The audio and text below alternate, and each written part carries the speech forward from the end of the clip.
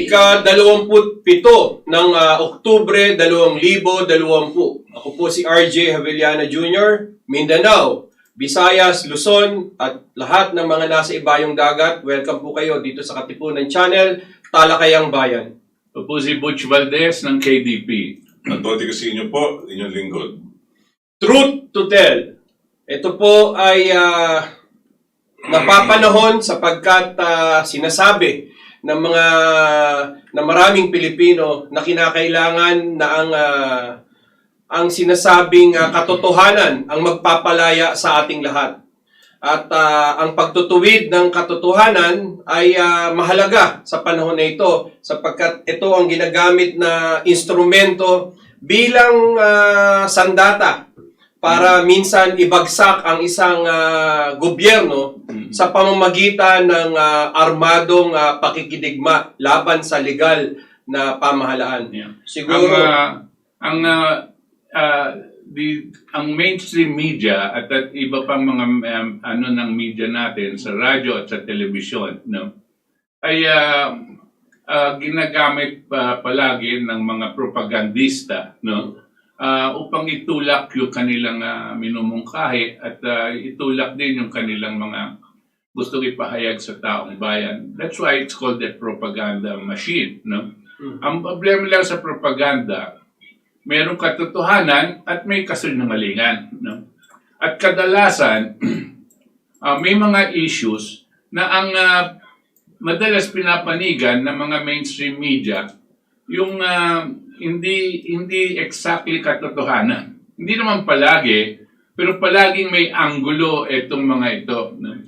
At kung minsan itong mga ibang sektor sa ating lipunan, no, ay wala silang pagkakataon ipahayag ng mabuti itong katotohanan. Ngayon po, sa nakaraan na ilan araw na, no, nagkakaroon ngayon ng hidwaan ang dalawang sektor ng ating pamahalaan at ang sektor ng tinatawag nating mga komunista o yung mga kaliwa, no? At itong mga NPA na may hawak ng sandata para magsikan o kung ano mang gagawin nila laban sa ating pamahalaan. Ngayon, ang isang organisasyon na itinayo, no, ng ating pamahalaan, itong NTF-ELCAC. At ang spokesman po niyan at madalas nating naririnig ngayon sa ating mga pahayagan ay walang iba kundi si Lieutenant General Antonio Parlade Jr., no? Siya po ay national spokesman ng National Task Force to End Local Communist Armed Conflict, that is NTF-ELCAC. Siya din po ay chief ng Southern Luzon Command, SOLCOM, ng Armed Forces of the Philippines. So without much ado, we'd like to introduce to everybody and to the nation si General June Parlade, no? Sa kanyang lahat ng mga kaibigan. Magandang gabi sa iyo, General. good evening, sir.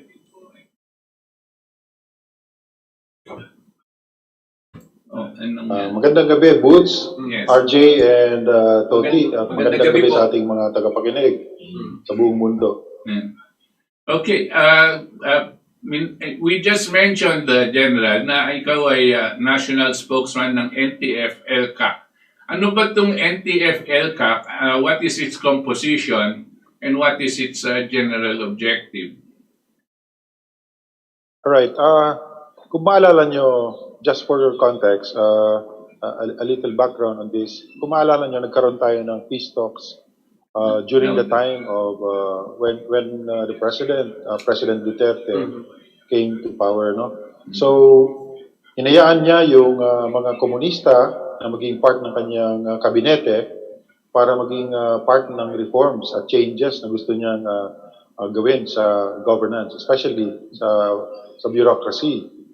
But apparently nag-fail yung peace talks kasi habang nagkakaroon tayo ng ceasefire, for instance, yes, may ceasefire tayo at meron tayong peace talks. Ito namang mga NPA ay patuloy yung kanilang pag-atake sa mga pulis, sa mga proyekto ng gobyerno, sa mga kasundaluhan, at patuloy yung mga extortion na ginagawa nila. Walang nagawa itong mga nasa kabinete na miyembro nitong ang tawag ko dito ay Kamatayan Black. These are the communists na winelcome ni Presidente sa kabinete in good faith, hoping that these people will be able to help the President in running the country.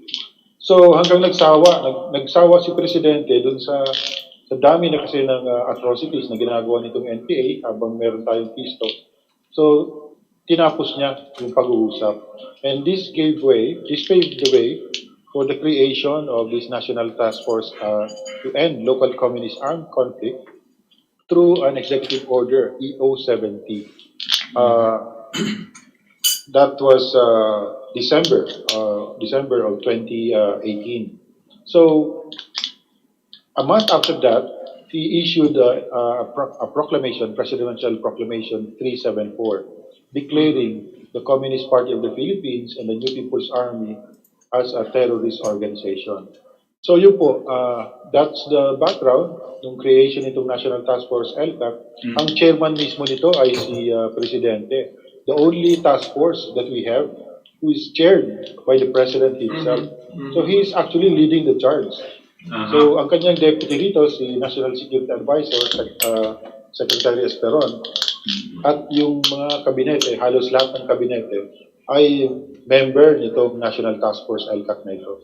So essentially, yung National Task Force ay anchored on good governance. Yun lang talaga, ang programa nitong National Task Force is really about good governance. So meron lang focus areas. Ang programa ng gobyerno, ang mga serbisyo na ito na in-identify ng task force ay nakafocus doon sa geographically isolated and disadvantaged areas. Ito yung mga exploited areas, vulnerable areas and communities na ini-exploit nitong Communist Party and NPA. So dito tumutok yung National Task Force ELCAC. And mind you, Butch and Toti, RJ, itong NTF na ito, binabatikos ngayon kasi ang dami daw pondo. Sana ibigay na lang daw sa health, sa education, sa highways. Kaysa daw ibigay dito sa kaysa daw gawing pork barrel ng mga generals. Sabi namin, saan kaya galing yung hugot na yun? Well, in fact, identified po yung budget ng National Task Force ELCAC, yung 16 billion na yun, itemize yun. Mga hanging bridge, mga schools, mga malalayong eskwelahan, mga lugar na hindi wala pang health centers. Ito yun. Programa actually para doon sa ating mga communities. Nothing goes to the military, nothing goes to operations. Kasi nga, hindi ito tactical na approach dito sa problema natin. It's a whole of government plus it's really a whole of nation approach. Hindi lang yung gobyerno. Kasama natin dito yung mga civil society organizations. So that in a nutshell is the NTF-ELCAC, and it has 12 clusters. And I'm part of just one cluster, which is the National NTF-ELCAC STRATCOM or Strategic Communications cluster. There's also the legal cluster. There's also the infrastructure cluster. There's also the local peace engagement. There's ECLIP. 12 lahat yan. And mamaya siguro unti-unti i-discuss natin. Right. So that means ang assignment mo, General, is to be able to communicate to the public and to the nation what is being done by this organization. It seems the situation with regard to the rebels or the NPA and the Communist Party seems that it is important enough for us to consider it as a national security issue. If it is so, how big or what is the impact to our way of life and to our economy? Has this been evaluated? No. on a national basis? Yes, Boots, yes. In fact, that's the first thing that this national task force did. We had a series of workshops to really understand the issues and the impact of this insurgency to our economy. Right. And we found out that actually ang laki ng impact nitong communist insurgency sa ating bansa. Hindi lang natin masyadong namamalaya, but we are losing so much in terms of investments, mga opportunity losses natin, opportunity losses, capital flight, because investors won't go to the country and invest. Pag narinig lang na Quezon, takot na sila mag-invest kasi maraming NPA. Pag narinig Mindoro, takot na sila. Tourists, ganun din. So, when we quantify the opportunity losses that we really lost in terms of revenues, in terms of napakalaki. That is why it became a priority for the government, especially after we were able to solve the problem with the secessionist group. So may okay na tayo dun sa secessionist group. Ang problema na lang natin ngayon is yung Abu Sayyaf, itong ISIS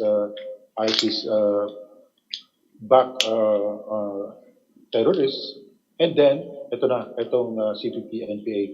But in truth and in fact, talagang CPP ang nagpahirap sa atin ng gusto for the longest time, 52 years.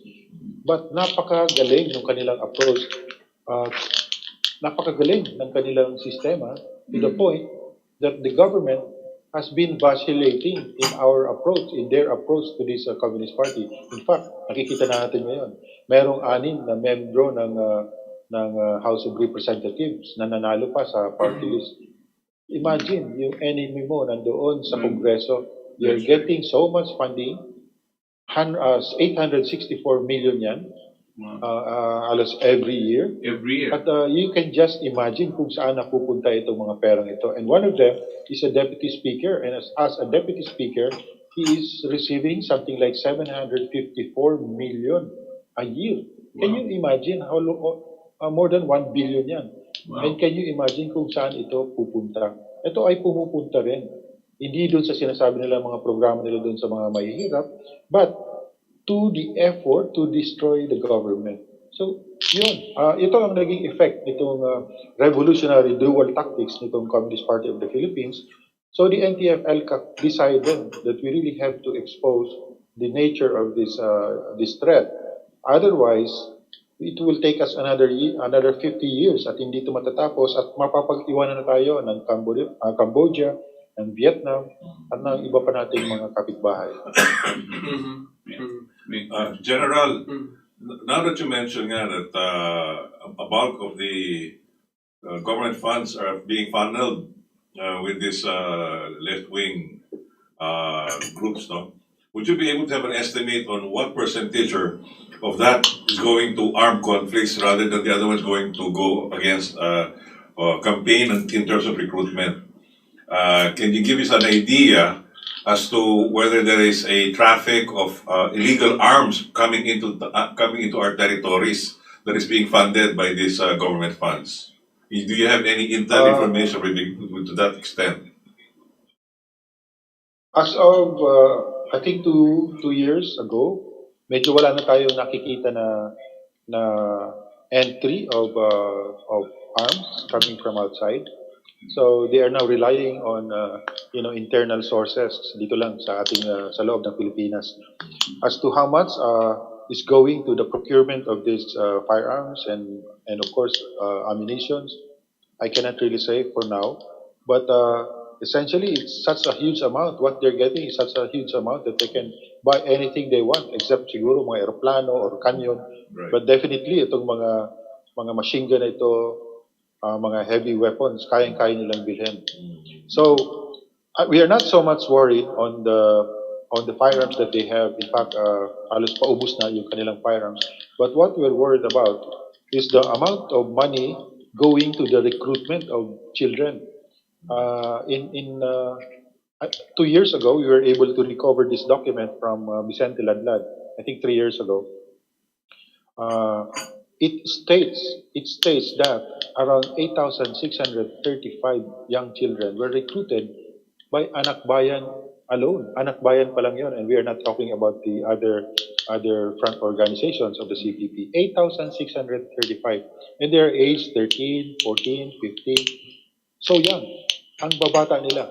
And can you imagine, kahit na yung AFP, kung maubos natin yung remaining 4,000 armed guerrillas, and they still have 8,600 pool of potential fighters. So talagang hindi ito matatapos kapag hindi natin address itong recruitment. And why do I say that they spend so much money for recruitment? Kasi ito yung ginagamit nila pang-entice dito sa mga kabataan, pag-conduct ng mga teach-in, pag-conduct ng mga immersion, pag-conduct ng mga series of lectures. And we don't know, baka yung iba dyan, ginagamit pa nilang pangbigay as allowance, pang-akit dito sa mga kabataan na ito, especially yung mga mahihirap, para sumali sa kanilang organization. So really, napakalalim nitong problema na dinudulot nitong Communist Party. In fact, ito ngayon nasa mainit tayong kalagayan because of the exposure that we've done with this Gabriela youth. Pati ito sina Liza Soberano, sina Miss Gray, Miss Catriona Gray, at saka sina, kung iba pang celebrities na involved. But we really wanted to address this recruitment of the Gabriela youth because as commander of SOLCOM, for instance, just last 2 months, meron na kaming 3 na casualties na all members of Gabriela youth. Gabriela youth sila, they're supposed to be activists, and yet they're dying in encounters with government forces in my area. So 3 rito, lahat sila puro Gabriela youth members. So we really find it really important that we address this particular aspect of the problem. So ang Gabriela, I think they will be celebrating 20th year of their anniversary this October 29th, I think.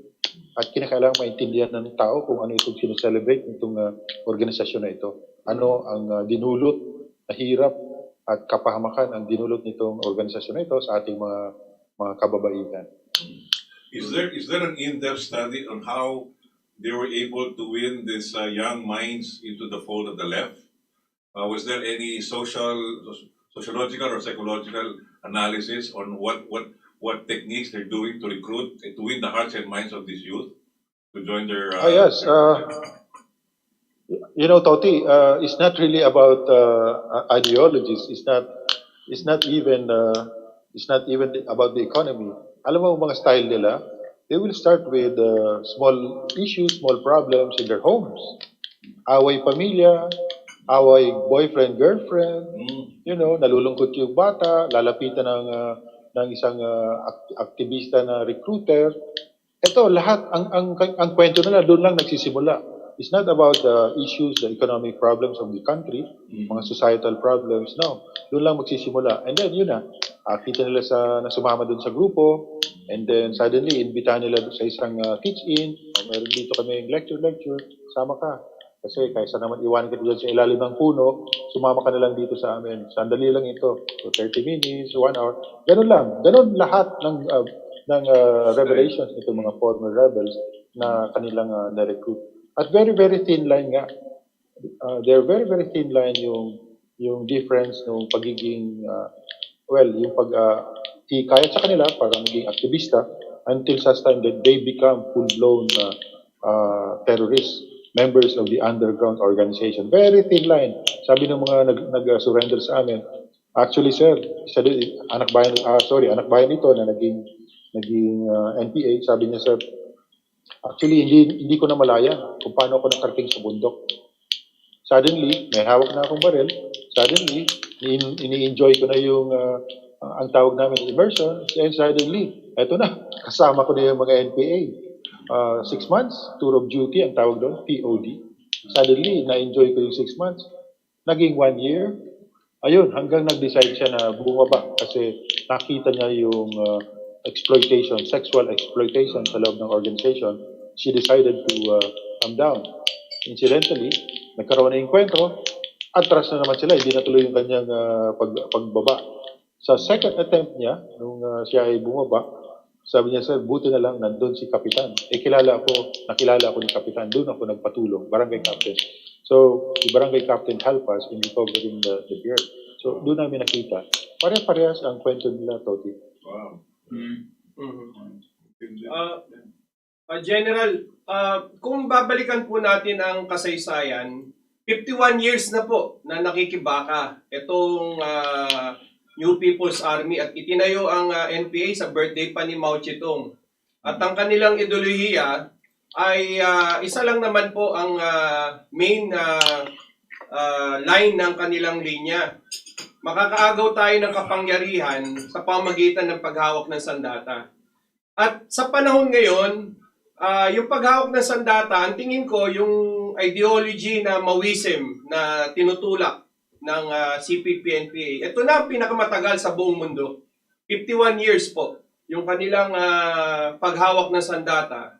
At kung ikukumpara po natin ito dun sa dati nilang pinanggalingan na PKP 1930, ay nagkaroon ito ng political settlement noong 1973. Pero kinatagang NPA March 29, 1969.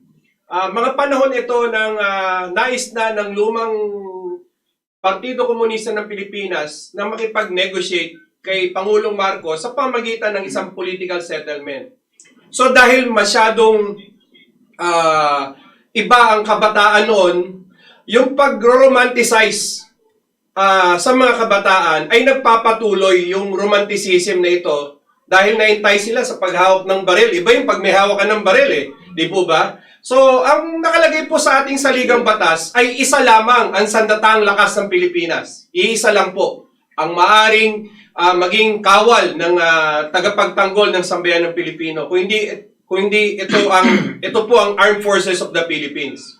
So, ibig sabihin po, kung hindi kami hawak ng sandata at lulutang itong mga taong ito na wala ning armas, ito po ba'y tatanggapin ng ating Estado, ang mga taong ito, kung ibinabana ng CPP-NPA yung forma ng armed struggle, tinanggal na nila.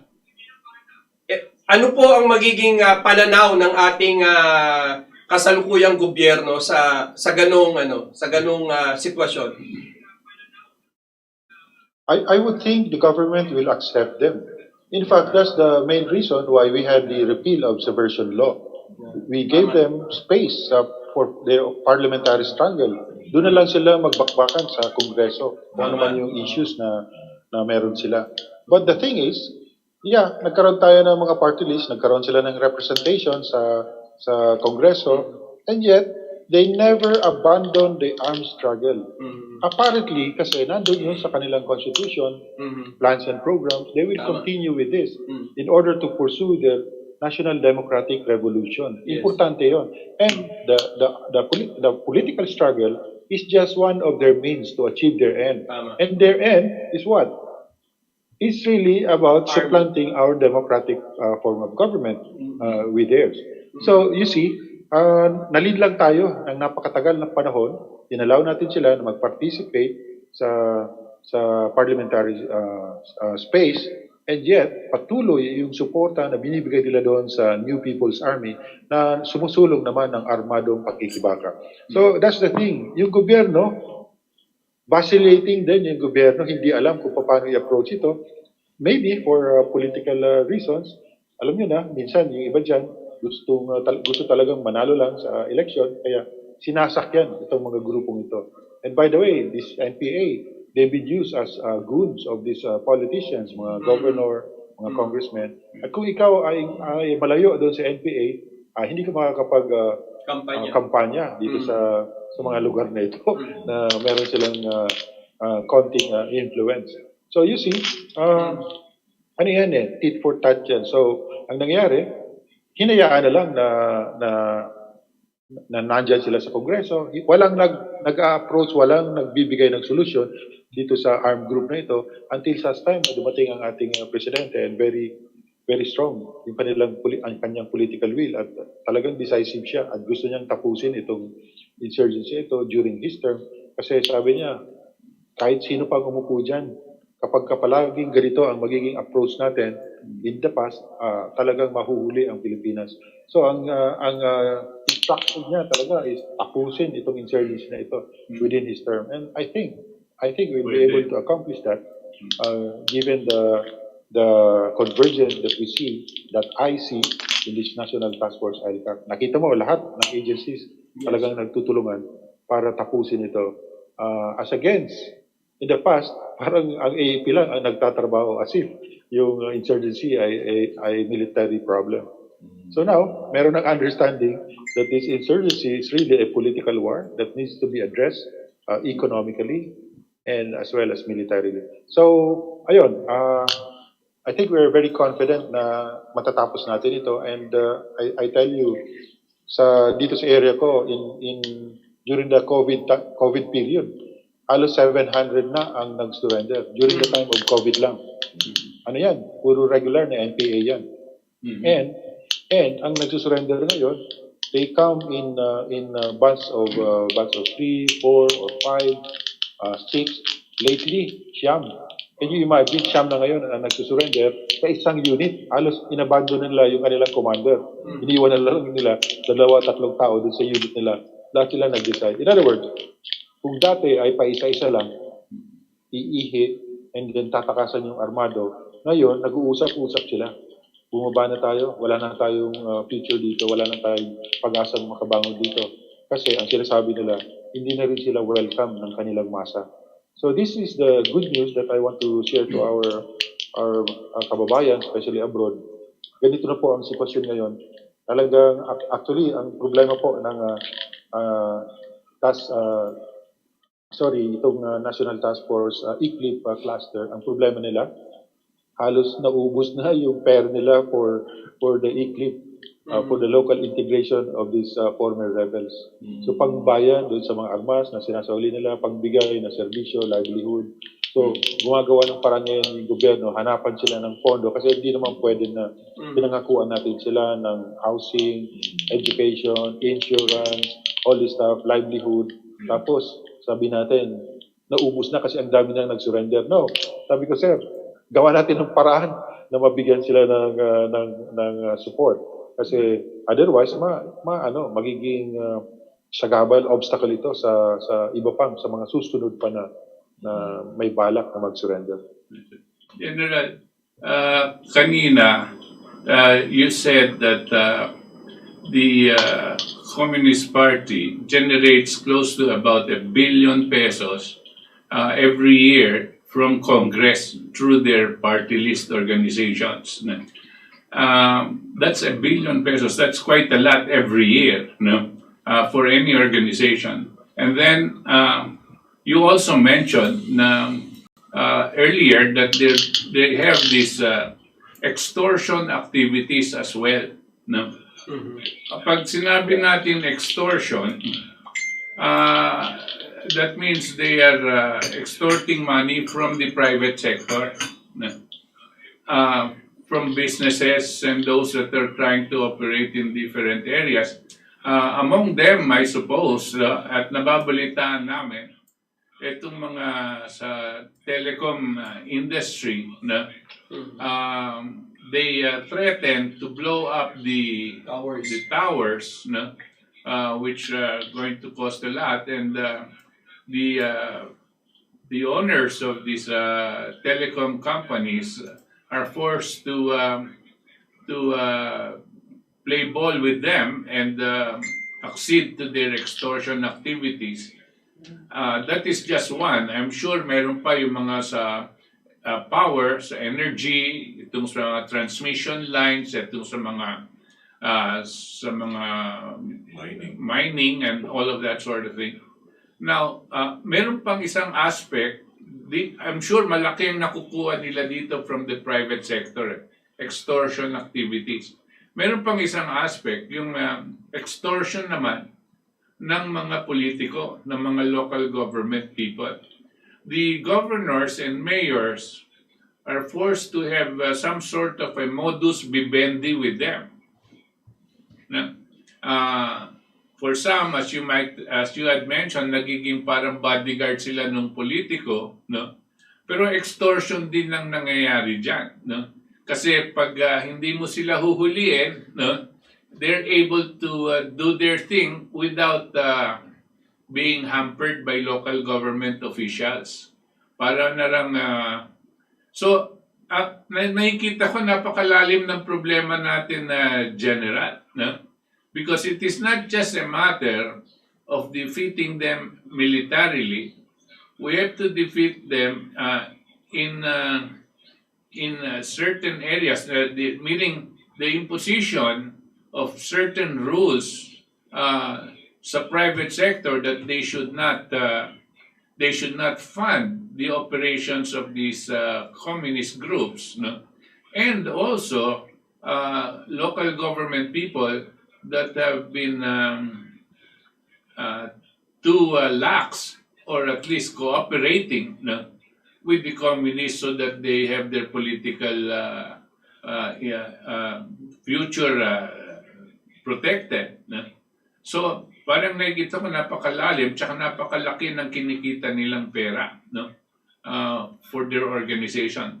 Ang magandang sinabi niya sa aking palagay, General, is that these young people that are being recruited are recruited no longer for ideological reasons. Kasi yung ideology, passé na at it doesn't work anymore. But the impact of that, General, I think, and correct me if I'm wrong, since these young people are no longer recruited for ideological reasons, it is also easier for them to abandon their armed struggles, di ba po, no? And that's why napakaganda po ng ginagawa ninyo because it is not just military, you're also working on the other aspects of it. General. Yes. Actually, meron pang isang source ng kanilang funding which is really the bigger one. Ito yung sources nila from foreign funding, from Europe, from all these organizations who've been supporting these NGOs supporting these underground organizations. We found out last year or 2 years ago that in Europe alone, they can accumulate as much as 5.7 billion a year. Wow. Ang laki nun. So I think this is the only thing that's driving all these cadre, all these leaders of the Communist Party to continue with this failed campaign. Alam na nila na pabagsak na yung kanilang Communist Party, pabagsak na itong NPA. Halos wala na silang fighters eh. Ang sabi nga nila doon sa isang dokumento nila hikayatin ang mga nandoon sa legal, sa mga progressive na grupo para sumali na sa hukbo. Meron kasi silang nakalagay doon na legal, malalegal at saka illegal. Yeah. Ito na yun, the above ground and the underground. So what that document is saying is that they should encourage those in the progressive members in the legal doon sa mga front na pumunta na doon sa hukbo because they're running out of fighters. So, ang ginagamit nila dito ay pera, pang-akit. They're promising these children sometimes 10,000, depende sa area niya. But in many areas, ang pinapromise nila ay 10,000 a month iiwan doon sa family. So, bata. But sadly, wala, hindi nga nila natatanggap. Kaya yun din ang reklamo ng mga nag-surrender. Yes. Sabi nila, sir, 2 taon na ako dito sa bundok. Nagkasakit na lang yung magulang ko. Kahit na piso, wala man lang natanggap yung pamilya ko. Dun sa 10,000 na pinangako sa akin. Sa Mindoro, for instance, ang pangako nila ay 3,000 pesos. Yung isang mahirap na mangyan, yung ating indigenous peoples doon, aakyat siya sa bundok for 6 months, bibigyan lang yung pamilya ng 3,000 pesos at saka isang sakong bigas. And then, kung mag-extend siya ng another 6 months, dadagdagan ng 5,000 for the 6 months na yun, yung 5,000, and then isang sakong bigas iwan doon sa family. So, ganun sila ka-exploitive. So, meron pang mas matindi na paraan sila sa pagre-recruit. If you remember the case of one of these Morong 38, si Saligumba, yung siya ay na-enkwentro. Morong 38 siya, health worker daw, pero yun, NPA pala talaga. Namatay sa Mindoro. Nung namatay siya, tumakas yung 6 na kasama niya. Dalawa dito, babae. Anong sabi nung dalawang babae? Sir, kami ay pinaakyat sa bundok, pinag-igib lang kami ng tubig, and yung isa ko kasama, pinagdala ng gamit doon sa NPA. Pagdating nila doon, hindi na sila pinalis for 2 years. For 2 years. So that's kidnapping. That's kidnapping. So, nung narinig namin ito, talagang foul. Sabi namin, we have to do something about this recruitment. Kaya, tinutuko namin yung mga indigenous peoples, mga isolated communities na mga mangyan. And then, of course, these other children na nandun sa mga communities, inaakit ng 10,000 tapos wala namang binibigay. So, what I'm saying is, talagang meron silang pera. Supposed to be, malaki ang kanilang pera, pero hindi naman nila binibigay. So, that's one of the reasons why many of these NPAs are actually surrendering to us. Ngayon, ito ngayon yung issue. Kasi ngayon, namumulat na itong mga NPA na ito. Hindi namin alam, sir, na 5.7 billion ang tanggap nila doon sa Europe. Kasi isang programa niyan, supposed to be para dito, sir, sa isang community namin. Ang programa namin doon, itong NGO na ito, ay bridge. Walang nangyari doon sa bridge. Merong konting construction na ginawa, pero hindi natapos. Doon sa isang area, ang ano namin doon, sir, ay tubig. Well, at ang budget, alam namin, $10,000 nakapaskil eh. Meron kasing karatula. And they have to send it to the US para pang-clear nila doon sa US. Eh, yung project, eh, wala pang 7,000 kasi bumili lang ng imbornal, saka bumili ng plastic na tubo. And then yun, picture. After 2 months, pinakuha na namin ng picture doon sa DSWD kung nasaan yung project na yun. Ayun, sir, ano lang ito eh, 4 months lang na tumakbo, nasira na. Pero ayan, yung ibang project kasama nila 10 other water system, the same barangay, project ng gobyerno, hanggang ngayon, sir, tumatakbo.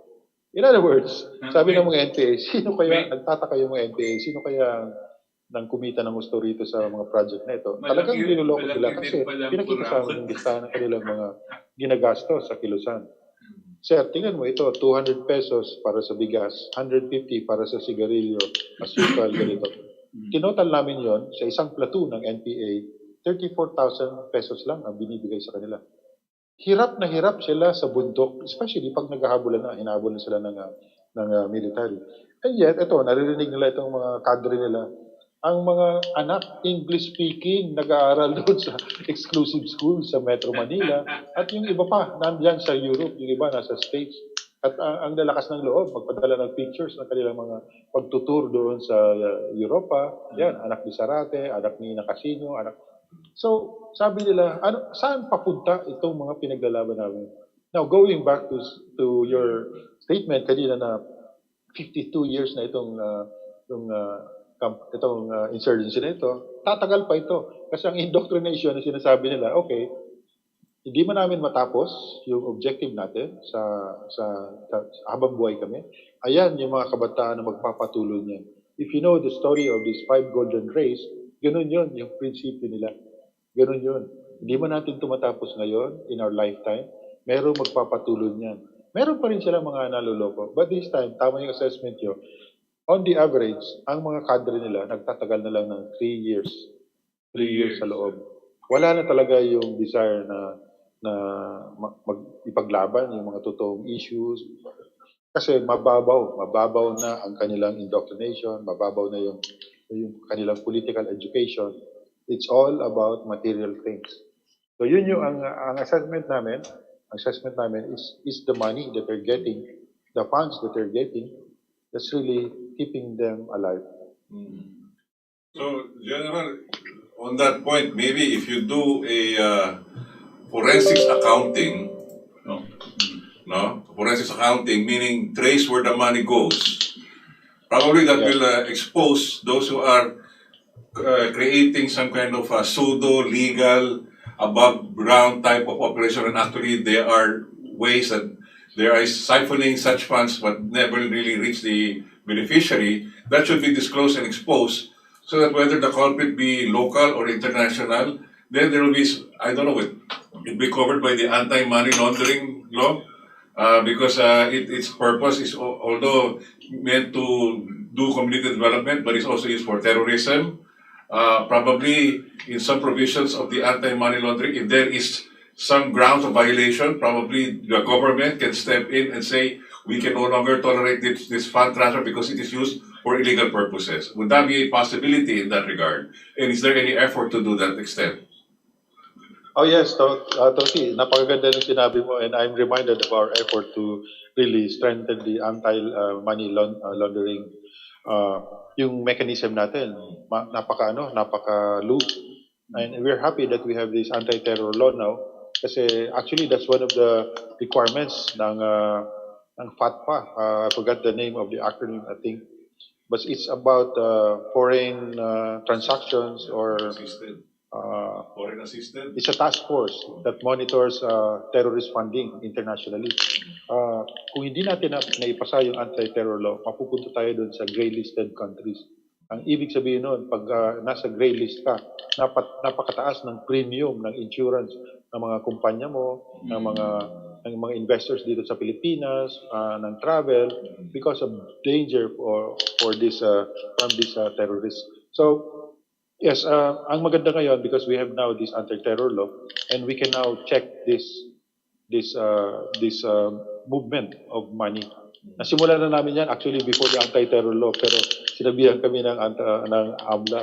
Napakahirap sir kasi limited din yung magagawa namin. At buti na lang ngayon we have this anti-terror law. And of course, it's very clear that providing material support and it could be tangible and intangible support, and that includes already money. And again, I'm also reminded of this project of ours. Of course, I cannot reveal to you what kind, but yes, this is what we are looking now. We are looking at this investment of this Communist Party of the Philippines in many businesses. Doon na sila nag-invest, parang nagkanya-kanya na. Meron pa nga real estate eh. So we are looking at those things now. Meron pang nasa bangko, meron pang nasa rural bank. And to give you an idea, kasama nila yung simbahan.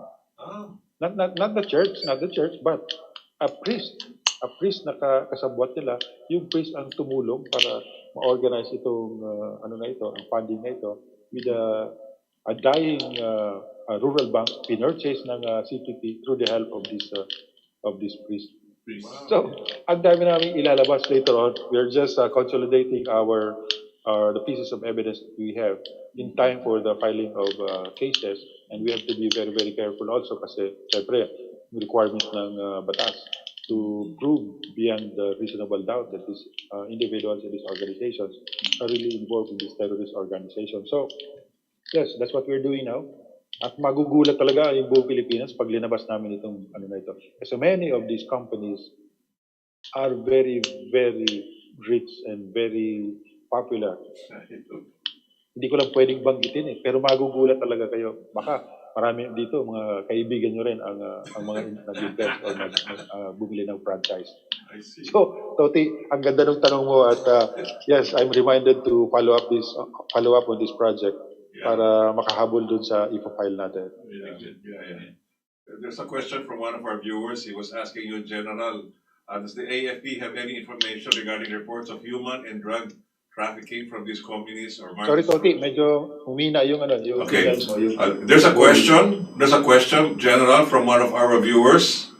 He's asking, does the AFP have information regarding reports of human and drug trafficking from these communist and Marxist groups as a means to raise funds? Drug trafficking, yes. But human trafficking, wala kaming nalalaman. Voluntary. Meron kami voluntary na dumarating dito to be part of the terrorist organization. Meron dyan galing ng US. Incidentally, namatay dun sa isang isla because of COVID. But he emerged with, he's a Philippine-American. He emerged with the NPAs here. But voluntary yun. Human trafficking, involvement of the NPA in human trafficking, none. But drugs, yes. Meron silang mga joint ventures with these drug lords. I cannot tell you the names of the places because they're still under surveillance right now. But we hope in the coming days, pwede na namin ihulihin at ilabas. Medyo malaki rin yung operations nila, and I think it's worth 150 million. Malaki yun, 150 Okay, million yeah. sa isang maliit na probinsya. So, yes, I hope I was able to answer your question. Yeah. Meron po akong tanong, General, no? Ano po ang maaari niyong maipayo o mabigay na komento ukol dun sa mga partido politikal, sa mga oligarko, o kahit sinong politiko na nakikipag-alyansa taktikal sa mga grupong ito. Dahil alam naman po natin na tuwing eleksyon, nariyan niya mga yan, ano? At meron silang mga relasyon. Ito kahit saan naman naririnig po natin ito eh. Pero bilang isang patriotikong Pilipino na nagmamahal po sa inang bayan, at alam ko po, ang sandatang lakas ng Pilipinas ang laging nasa unahan. Madalas kayo ang nalalagasan ng mga tao, ng mga kawal na nagbubuwis ng buhay para sa bayan, na hindi naririnig.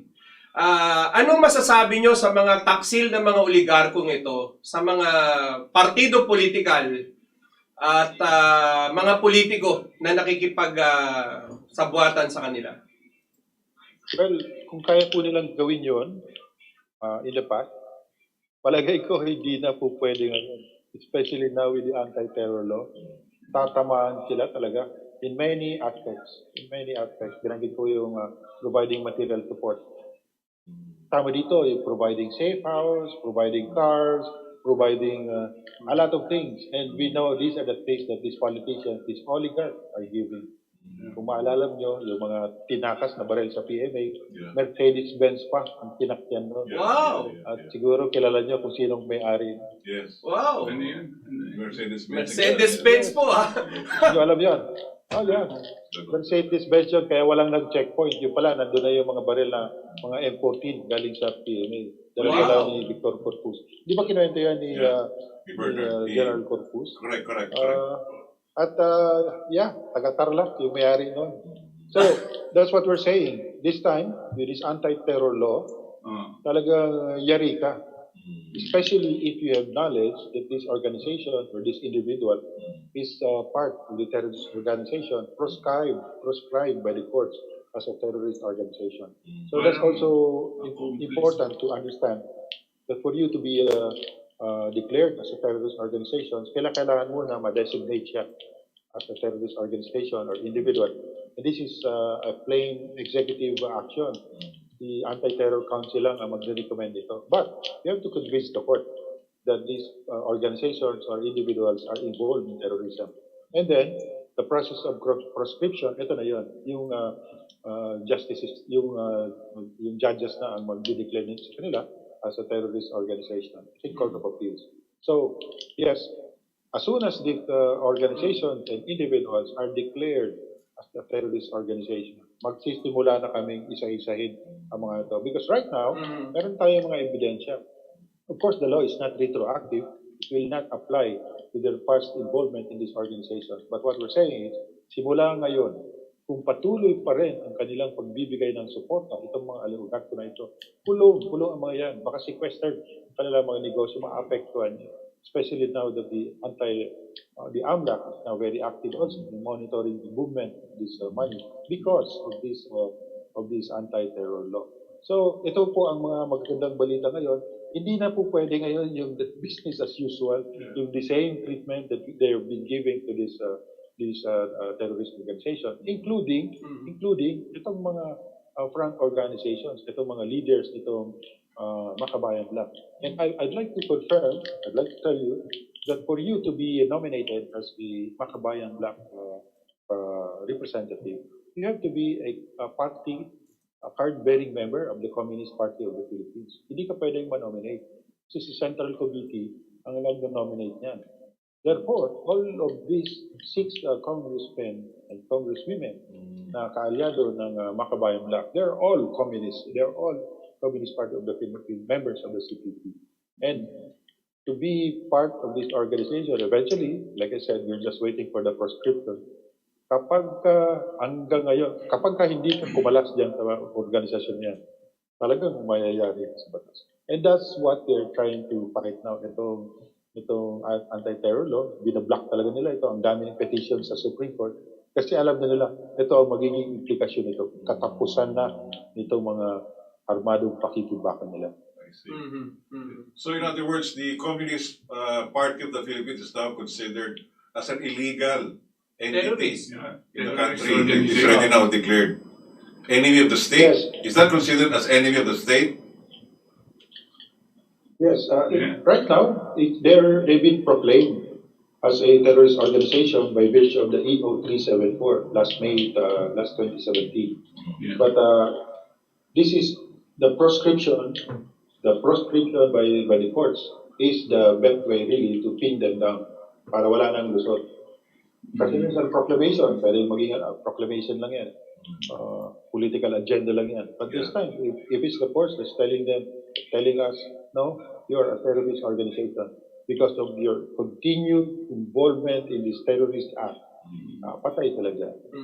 Sir, Sandali lang, General. Since sinabi mo about the courts, is it not possible that maybe you might be able to recommend it to the president or to those that are involved in the NTF-ELCAC that for such cases a special court be formed, that will address only these types of cases rather than go through you know how it is, how difficult it is. I know that the communists always look at the law to hide behind the law despite the fact that they go against the law. No?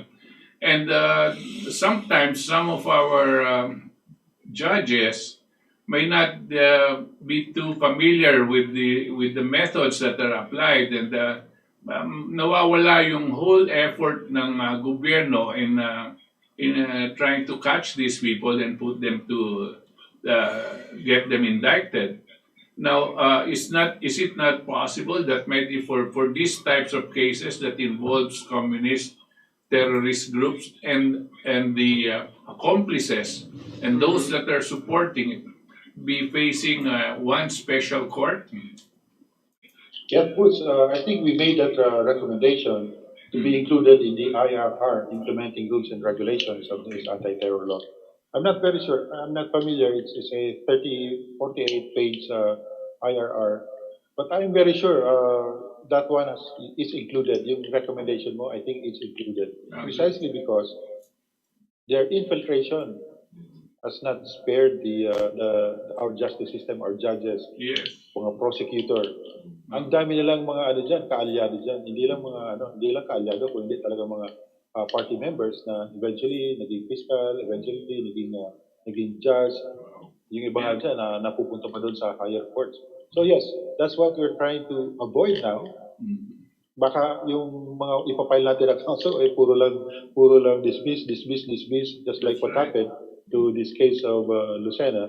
Pero na-dismiss yung kaso niya, kidnapping versus this anak bayan group, Sara Ilago of Kabataan.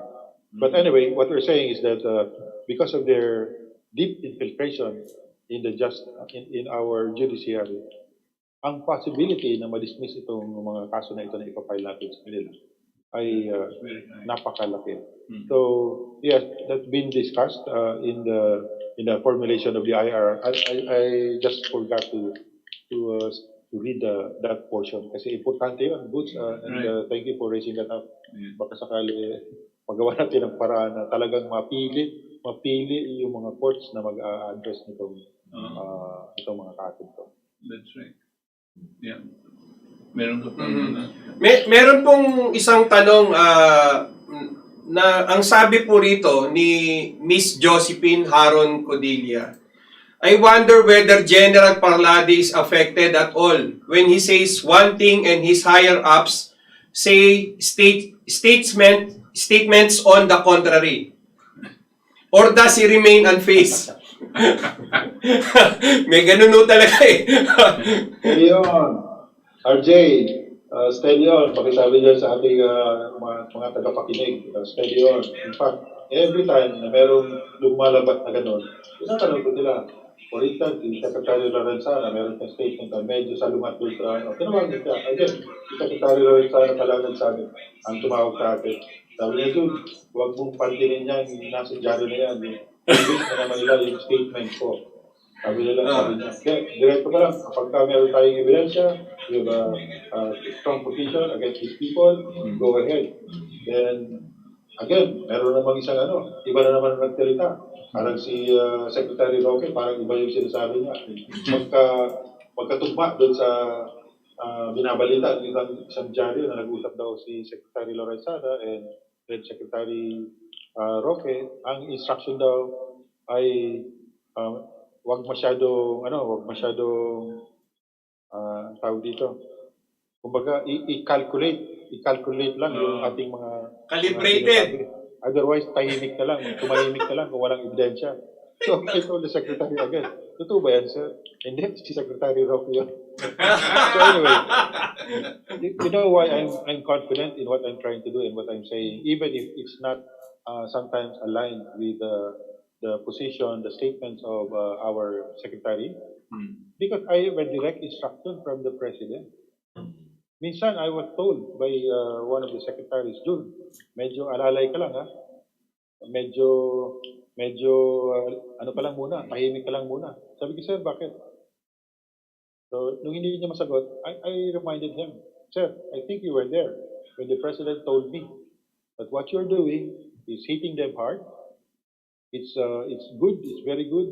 Just continue what you're doing. Sabi niya, ito, Tagalogin ko na lang. Tagalog pala yung pagkasabi niya. Sabi niya, yung ginagawa mo maganda. Sabi niya, tinamaan mo sila ng gusto. Sabi niya, pagpatuloy mo lang. Yes, sir. Sabi ko, pagpatuloy mo lang, dire-diretso lang. At saka, sabi niya, dapang-dapa na sila. Pero wag mong iwanan. Apakan mo pa. That's his specific instructions to me.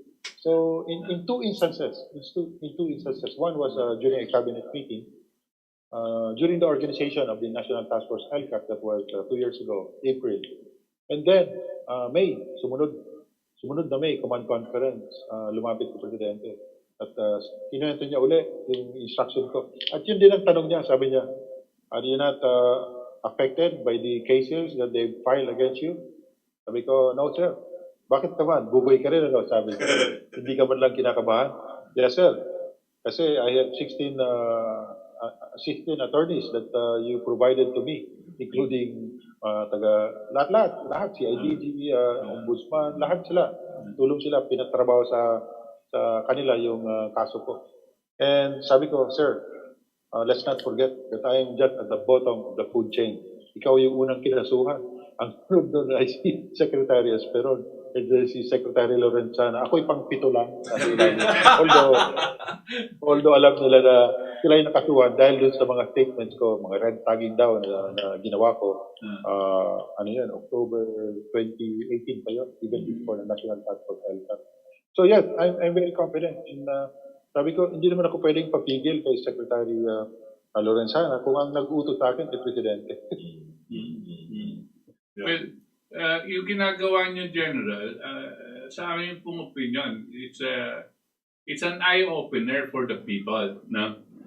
Because we don't know much of the details of what's going on in that regard. Etong pong binuksan ninyo at nakita natin, nagre-react sila, no? Sa English, ang tawag dyan, you're draining the swamp, no? You're draining the swamp.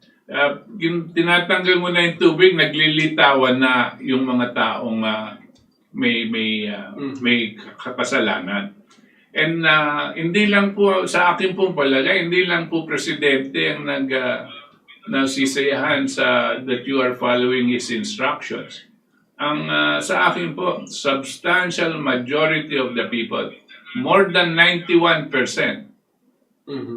are supporting what you are doing, General, and what the government is doing with regard to this. No?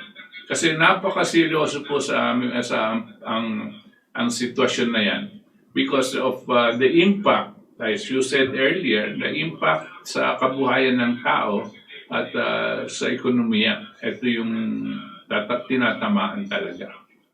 Ang nakakalungkot, Yung, yung nakakalungkot po, yung mga ibang politiko natin, sa sobrang pamumulitika nila, no, yung sarili nilang politika ang inaatupag at hindi yung sitwasyon para sa bansa. Yan ang nakakalungkot ngayon sa atin.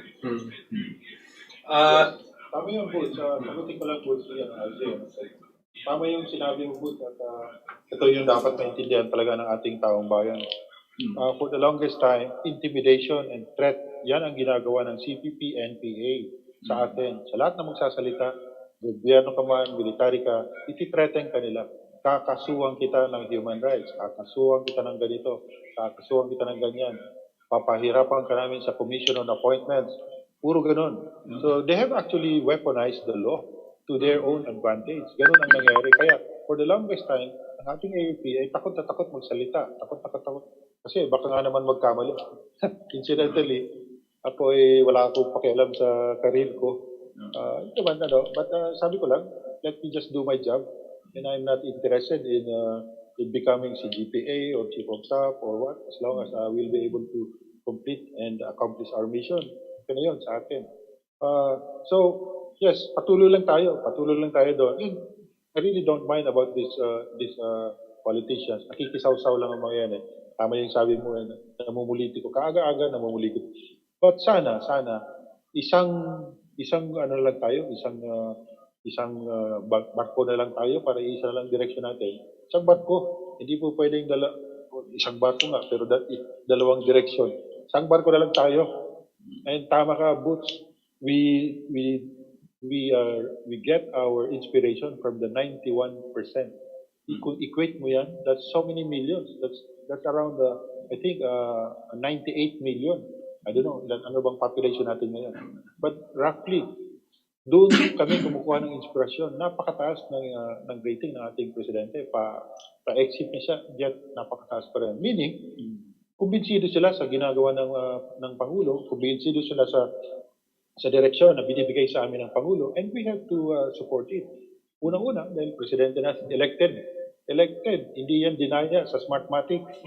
Hindi lang makayang dayain sa Smartmatic. So, popularly elected president. Kaya pilit nilang tinitibag.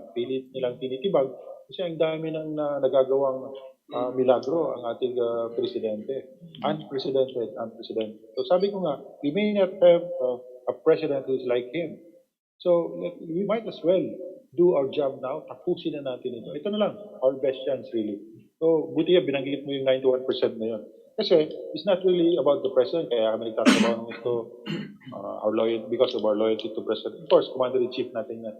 But let's remember, the 91% who trusted him. Yun na lang. Doon kami nag-draw ng strength namin. General, lipat tayo ng konting showbiz. Ay, alam ko, pag showbiz ngayon eh.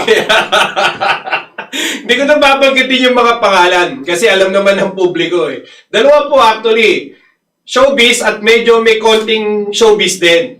Ito yung dalawa, yung isa gobernador, yung isa mayor na naging, dati namang showbiz din yun. Ano po bang, may mga nais silang gawin, sa sarili nilang direksyon. Pero tama yung binabanggit nyo, yung bangka natin, sana isang direksyon na lang, hindi yung dalawang bangka. Go ahead, General. Yes, incidentally, mali yung mga akusasyon nila sa akin. Ang kanilang paratang ay, ang basis nila ng kanilang paratang ay mga second-hand, third-hand source na palagay ko galing din doon sa mga batters natin or sa mga twisted news itong mga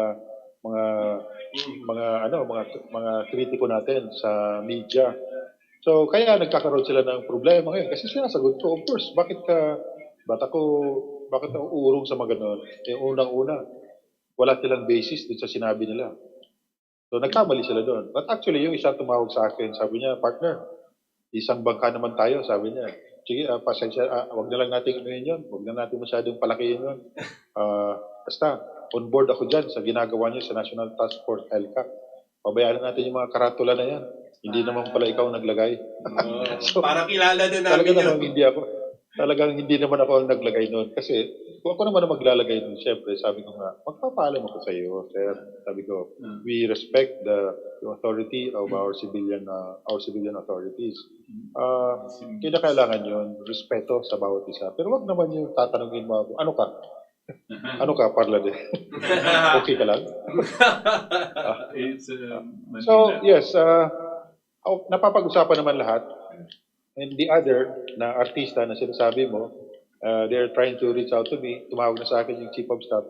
Oh, by the way, I forgot to call you. Kasi meron akong interview kanina. Meron akong another interview. Nakalimutan kong, sabi ko magre-return call ako. But anyway, palagay ko naman, di naman masyadong problema yon. Basta ano lang, consistent lang sila doon sa sinasabi nila. Totoo lang silang kausap. Walang problema yon. Sabi ko nga, Nahuhuli na itong isang syudad na ito kasi 96 na sa buong Pilipinas. Hindi, 100 plus na pala ang mga syudad sa buong Pilipinas na nag-declare nitong Communist Party, NPA as persona non grata. All in all, lahat ng LGUs, 24,000 yan, including mga barangays na nag-declare sa kanila as persona non grata. Ano ibig sabihin nun kung ayaw mong ilagay ang mga tarpaulin na yan?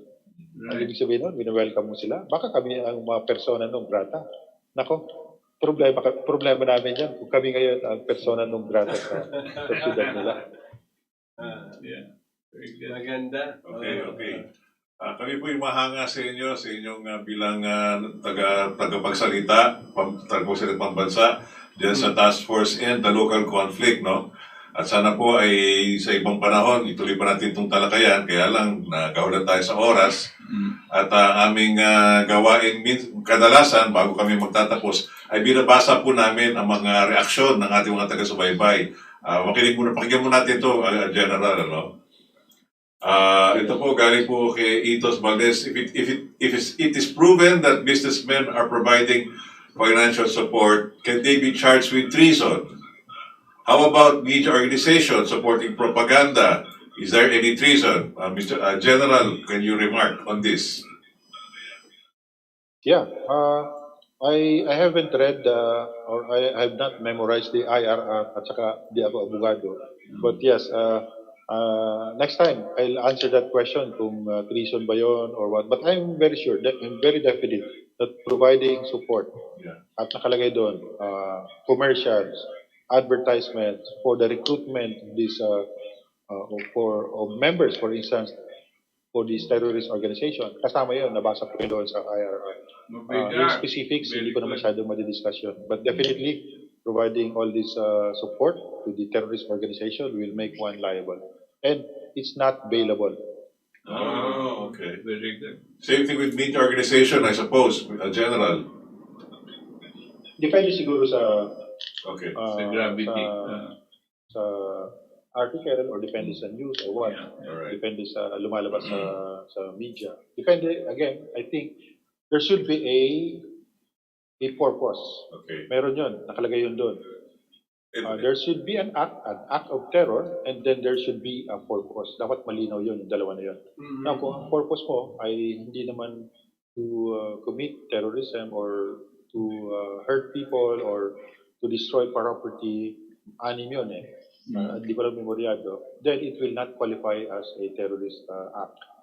So those are the two important aspects of this terrorism. Okay. Another reaction po, General, from Xavier Archibido. Nakakuha rin yata ang mga makaliwang grupo ng milyong pondo sa National Endowment for Democracy or NED, a non-governmental organization arm ng Central Intelligence Agency. Hindi po ba? May mga ilang kolumnista ang nagsusulat tungkol dito. Your reaction, General? Yeah, that's true. They've been denying that, but that's true. And that's part of political destabilization sponsored by some organization in some states. So hindi tayo papayag doon na nakikialam yung ibang bansa para sa ating internal na problema. Correct. Let us solve our problems. Huwag na nating hayaan na itong mga kakutsaba, conduits nila dito sa Pilipinas ay magagamit pa nila. So let us expose this. I hope if people can help us expose this, especially this NED, by all means, help us.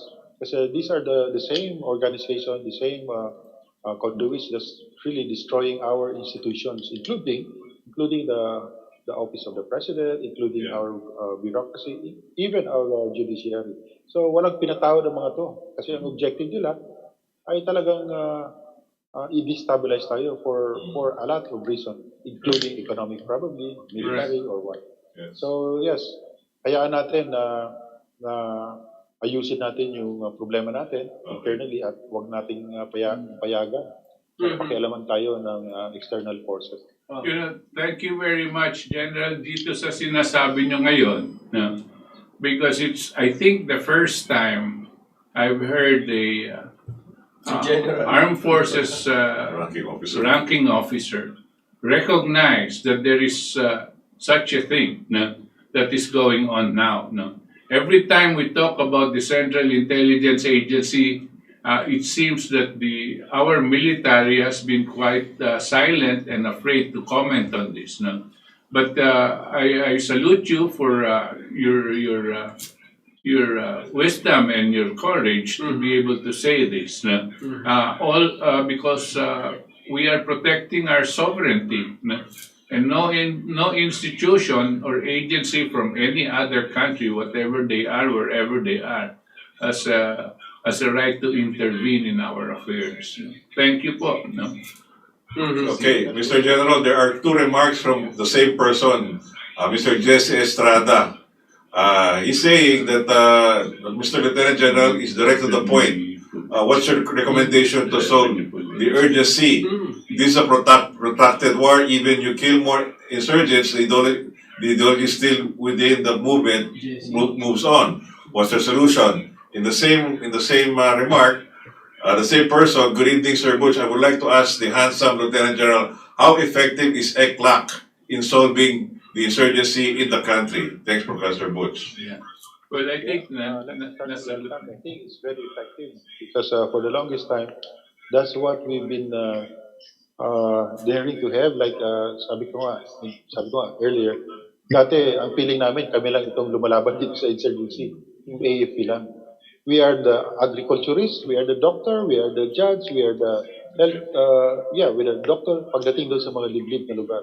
And we don't feel the presence of our government. Kami lang nakikita na representative ng government, itong mga malalayong communities na ito. But this time, alam nyo, dinadala namin lahat ng agencies kahit doon sa pinaka-liblib na lugar ng Mindoro. If we have to carry them via helicopter, we do it to make sure that face nila, mukha ng Department of Agriculture, ng DENR, ng DOH, ng DSW, ang nakikita ng mga kababayan natin doon sa mga liblib na lugar. Hindi lang puro military.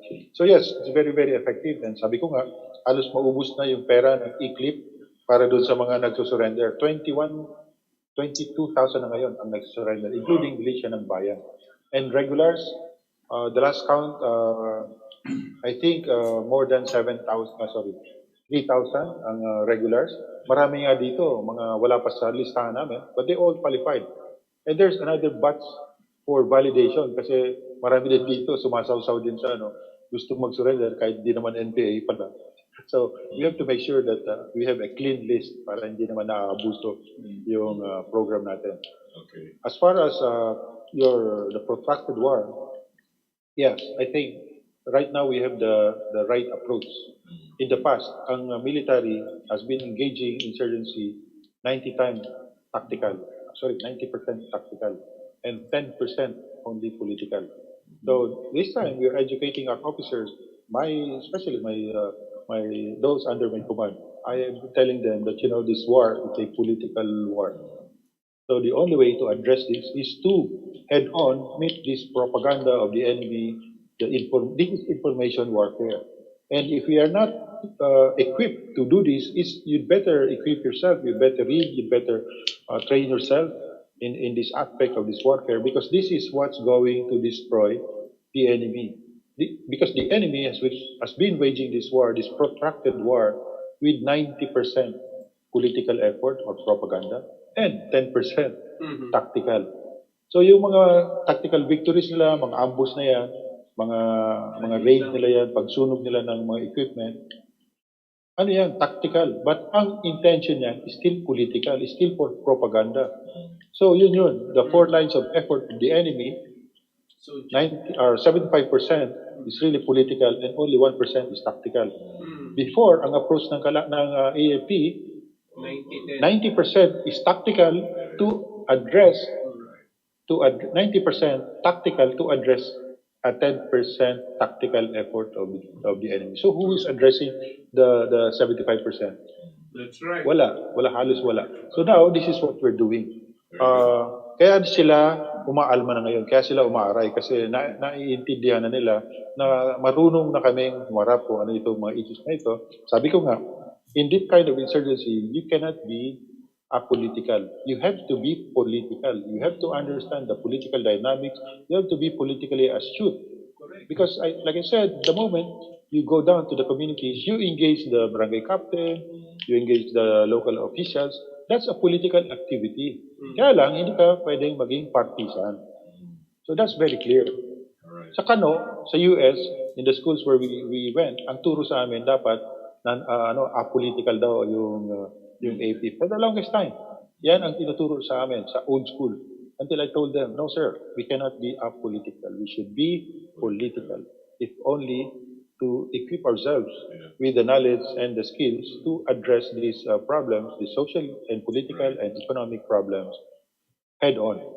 So yun, doon na sila nasasaktan. Dati takot ang sundalo umarap kasi nga, ano bang sasabihin mo pagka didiskurso ka na itong mga social issues na ito? Eh kung wala kang masabi, ayun, binubugbog na lang ng sundalo.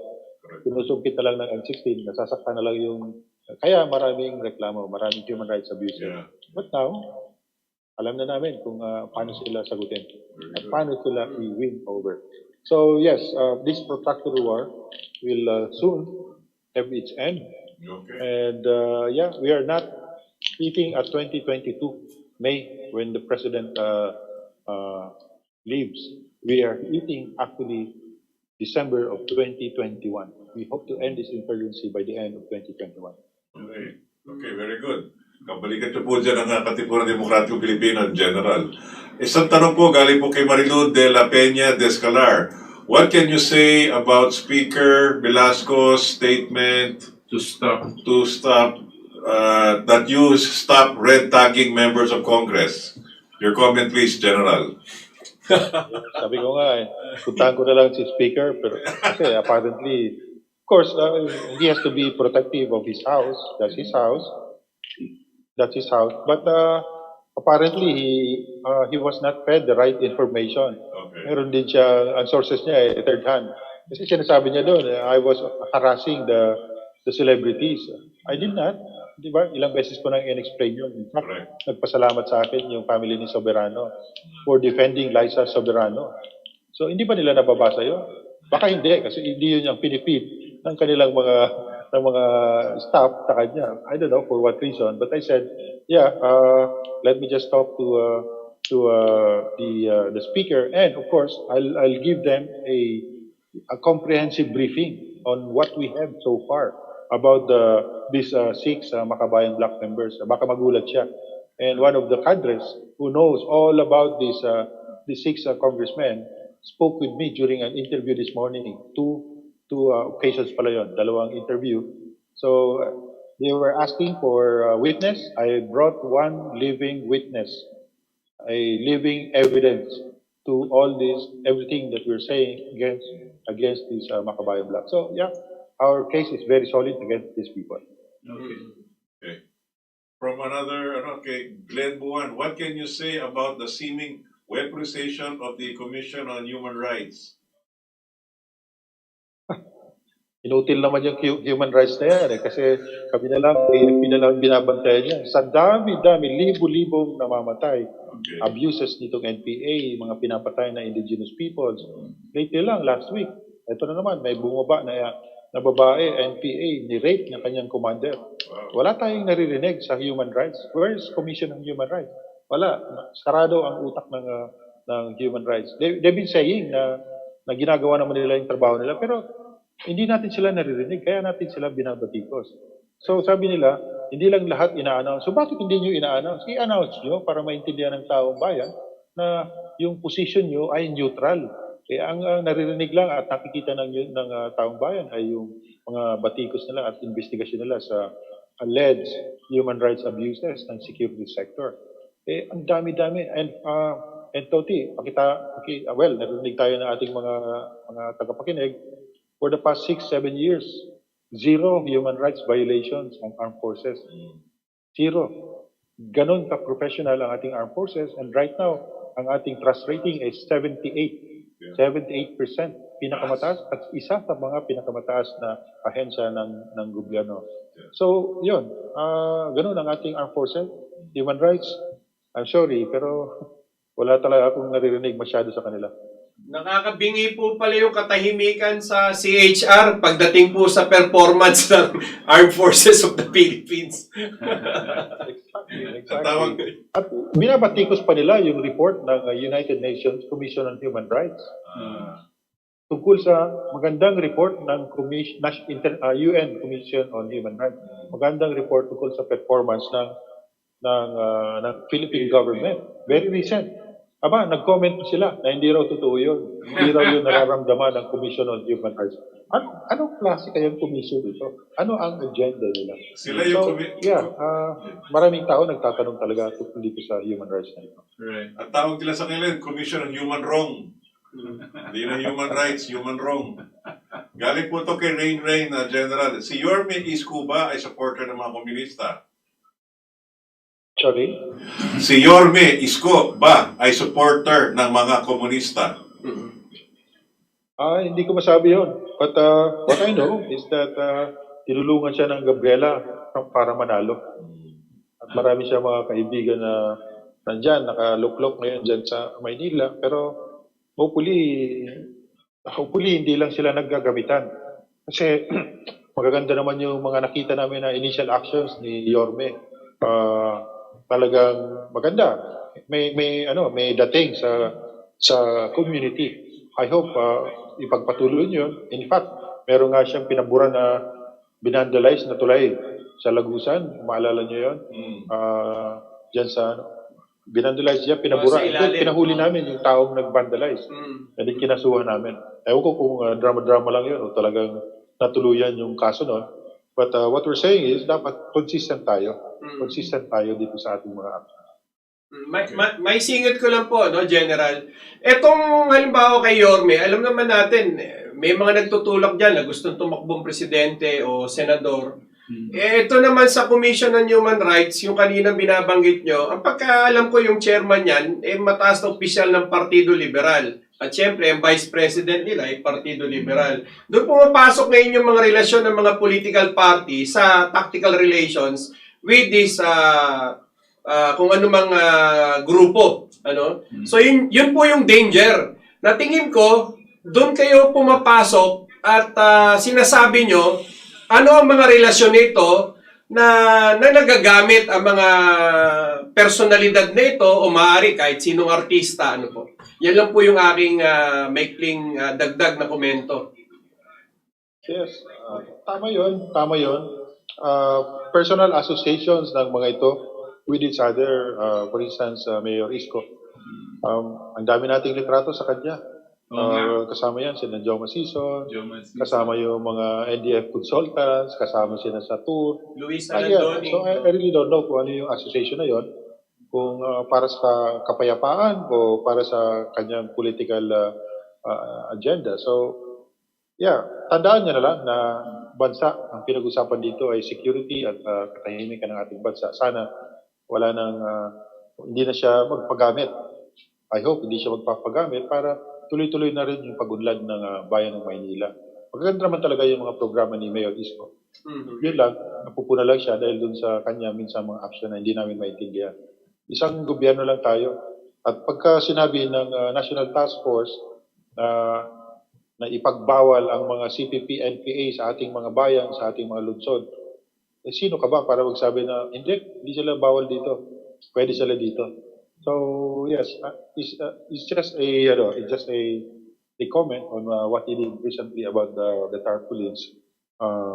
But I hope hindi naman ganun yung kanyang intention. Right.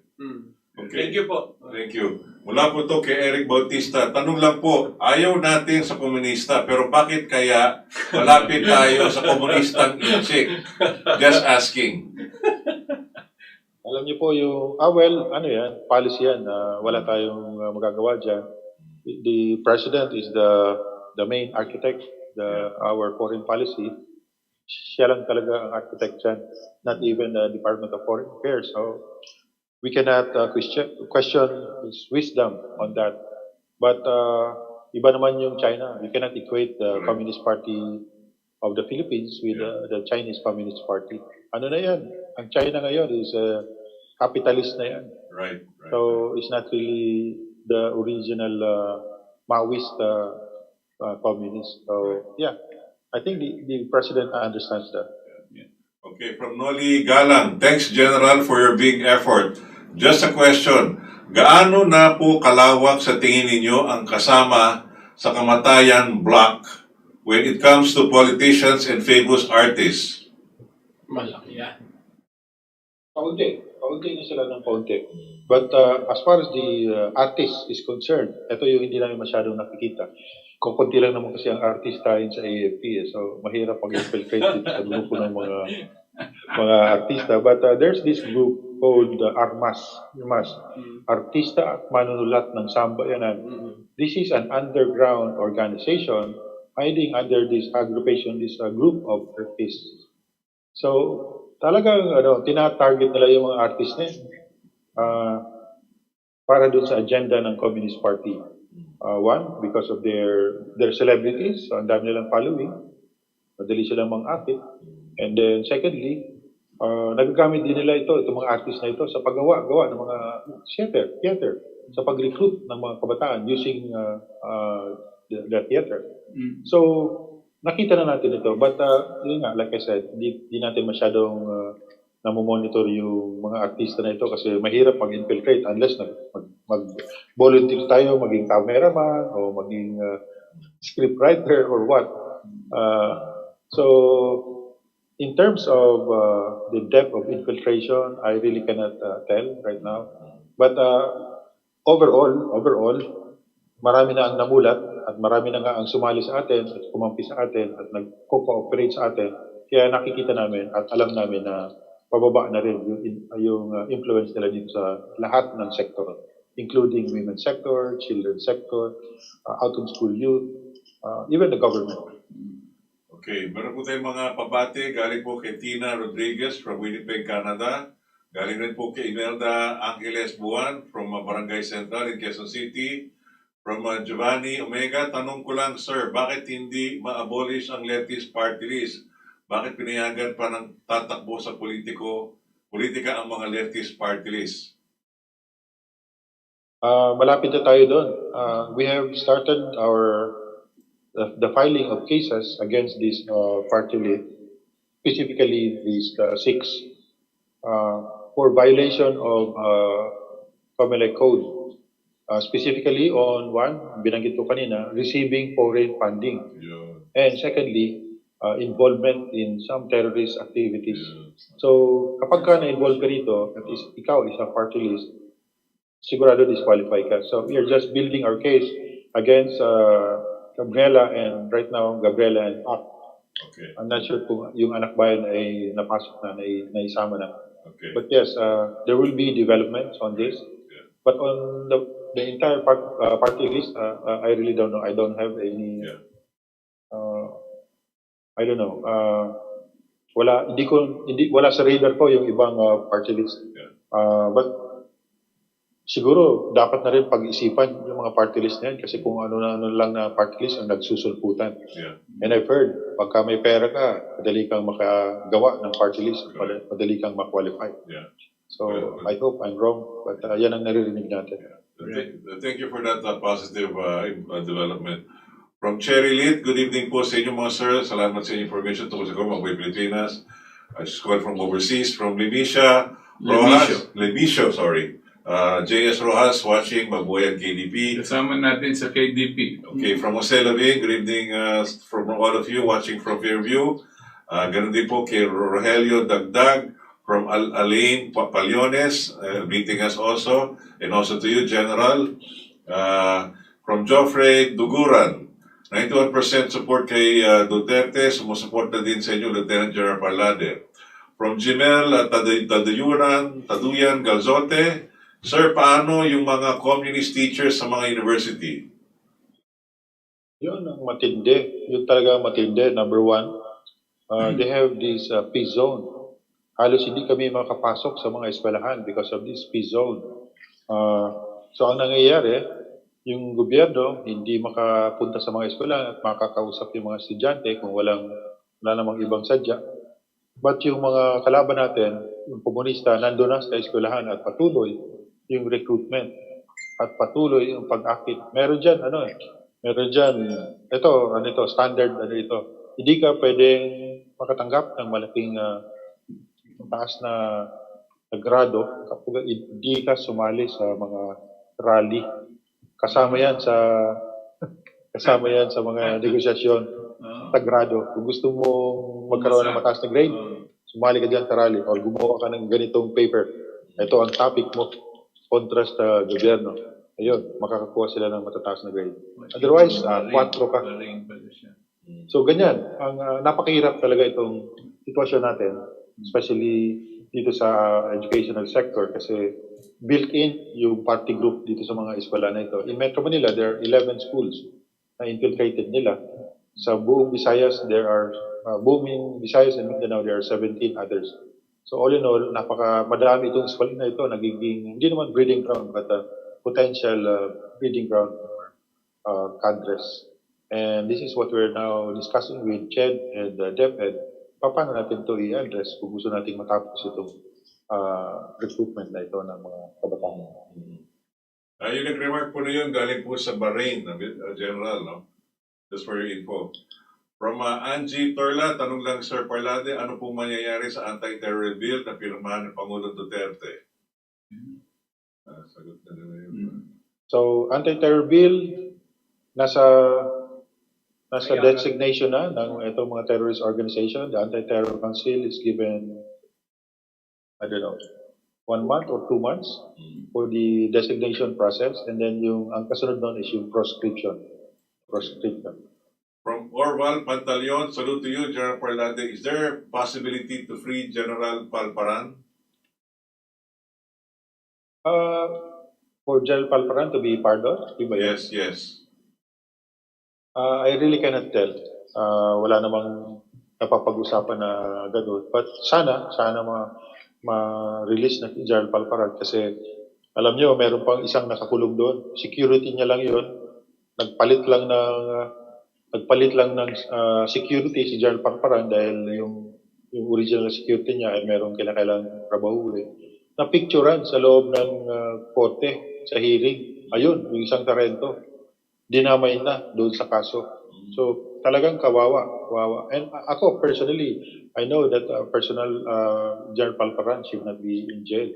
Kaya lang, nagawa nilang paraan na mag-retract itong witness hanggang yun na naging guilty na siya. From Team Hard, he's watching from East Timor, mabati po sa atin.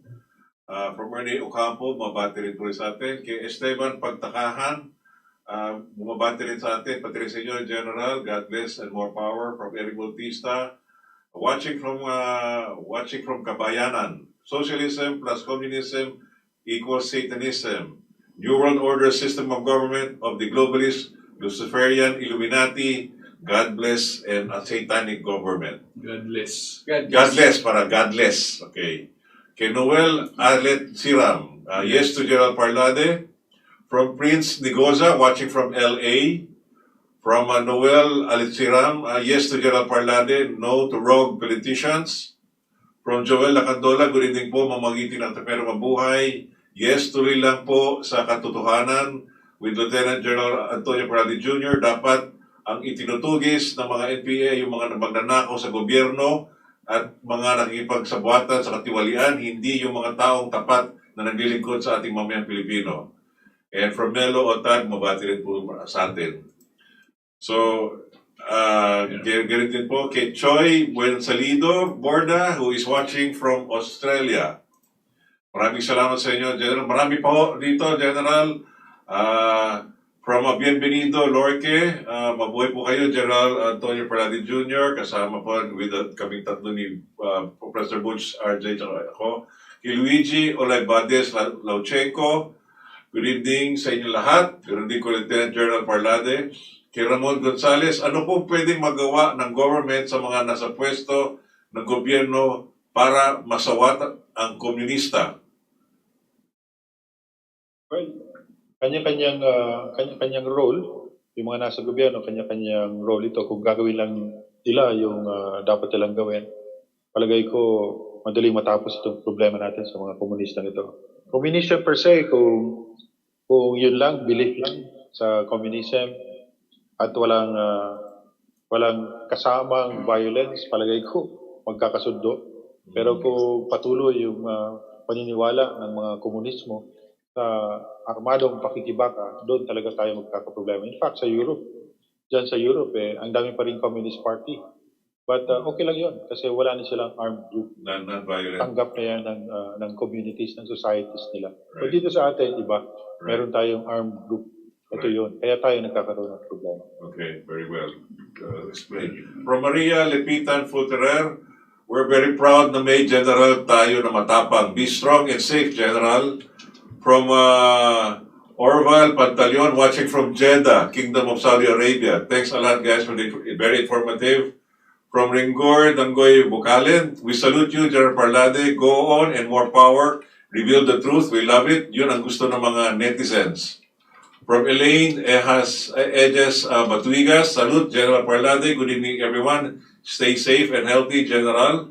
From Rogelio Dagdag, we salute you, General Parlade. Filipino people supports you. From McBT, mga gago talaga ang mga mainstream media. Dapat sila ang mag-interview kay Lieutenant General Parlade. Mabuti na lang at may mga warrior vlogger na pwede mag-interview kay Lieutenant General Parlade. Good luck po, sir. Always safe po.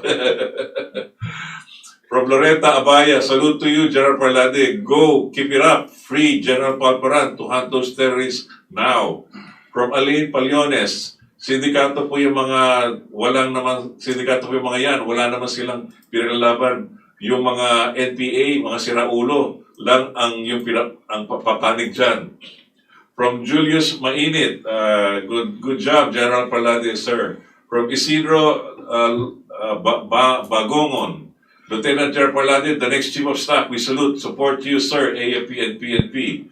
From Ronnie Castañeda, ipagpatuloy niyo po, Sir General, dahil ilang dekada na ang silang provision sa ating lipunan. Ilang buhay at ari-arian ang kanilang sinira. Kaya hindi tayo umuunlad. Ito ang tamang panahon para matigil ang kawalinghiyaan nila sa ating mga Pilipino. Hashtag ayaw sa komunista. Galing po yan kay Ronnie Castañeda.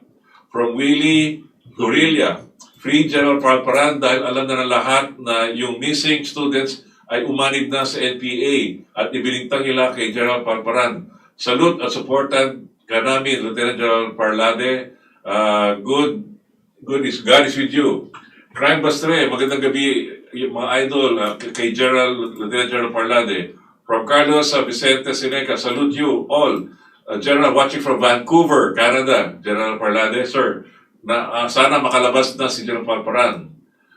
Redfoot, number 21. For the first time now, lang talaga pumalag mga sundalo in terms of communication. Lagi na lang kasi lagi lang silang pinapalabas ng masama ng media pag lumaban sa NPA. From Aggressor Pacheco, NPA nga, pumapatay, ibirintang sa gobyerno, dapat bitayin ng mga NPA, kurakot lang sila sa gobyerno ng Dilawan. From Lordesita, Barca, Velasco, God bless you, General. Thank you for the work well done. God keep you always. From Cesar Fugata Emoqueta, watching from DDS Hong Kong, OFW Worldwide supports you, General Parlade. From Michael C. Sapico, I agree with the idea of General Parlade. Let's bombard them sa social media ng mga info regarding NPA at tamang info ng mga government effort para masawat na yung mga anay sa lipunan. God bless to your program, KDP. From Liliosa or Kiryasa C, grabe, ganyan pala kaya pala ang hirap umangat ng Pilipinas na purgaran pala tayo ng mga salot, anay at buhaya. Kay Gloria Kobayashi, nagtataka lang ako bakit ang dami-daming party list sa government. Nung araw sa panahon ni Apo Lakay, President FEM, wala akong matandaan. Maliban sa grupo ng pinangungunahan ni Ma'am Amy sa youth, puro mga kabataan at kahanga-hanga hanggang ngayon. From Japan, from Elaine Elisa Batuigas, mabuti talaga ganito ang mga buladas para magkaalaman na ng mga tunay na kulay ng mga politiko. Okay, marami pa to, Gerald, pero dito muna natin tatapusin to. Dahil kung talagang babasahin natin, buong mundo, ang dami Pilipino sa buong mundo. May isang pahabol na tanong na lang po ako, General. Sa inyong list po ngayon, sino-sino po yung nabigyan ng bansag na terrorist organization? Wala. Di yun sinishare pa kasi Okay. it has to be properly vetted by the anti-terror Except for council. the two na, yung At, Abu Sayyaf, sensitive yun.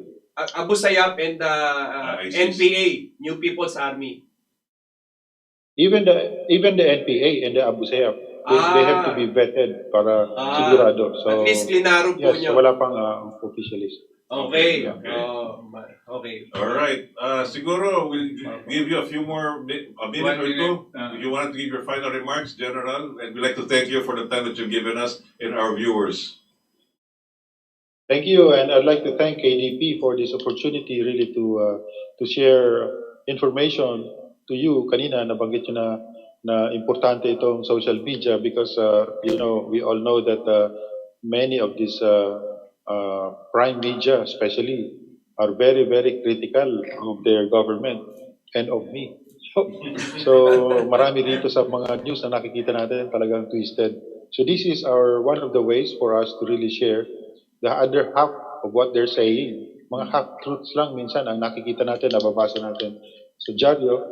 And this is one way of equalizing things. So this is a level playing field, at least. This one gives us the opportunity to share to you. Ito yun, mga sinasabi natin, mga problema natin with the media. And I'll tell you one more thing. Ang dami nating kalaban sa ating bureaucracy, sa ating lipunan. But I'll be specific about these enemies of the state. Pati doon sa Malacanang, meron tayong, I think may problema tayo doon. Kasi for instance, last night, I was texted by Secretary Lorenzana. Sabi niya, June, the President supports you. He castigated the CPP NPA. And meron pa siya sinabi doon, what's the presidential statement tomorrow, 8 o'clock. So nag-abang ako. Walang lumabas. So tinanong ko si SND, Sir, anong nangyari doon sa akala ko mayroon bang statement si Presidente? Nako, pinutol, sabi nila. So sabi namin, let's find out kung sinong responsible doon sa statement na yun ng Presidente, bakit naputol.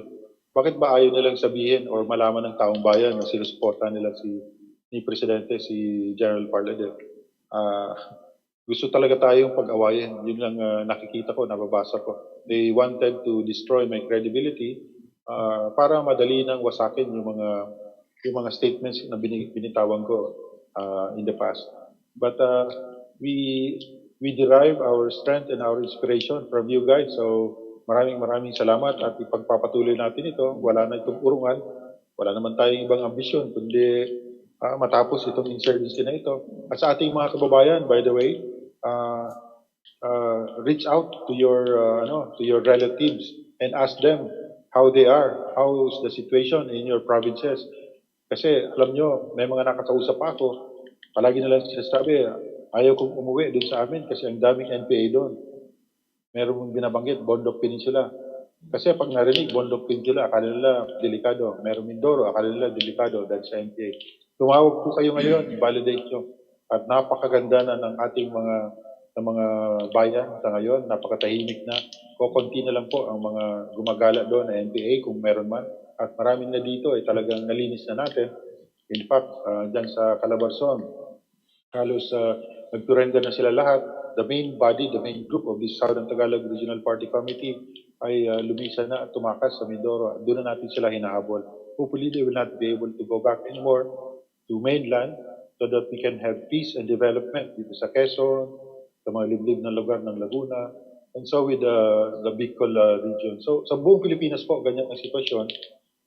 There are still challenges in some areas, but essentially, napakaganda na ng sitwasyon natin nationwide.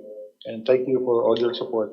Yun lang, i-check natin yun para baka naman gusto nyong magpadala ng suporta and mag-invest dun sa lugar nyo para magkaroon ng magandang tourist, yung tourism natin, may boost natin or magkaroon tayo ng economic recovery to the infusion of some of your funds. Do it.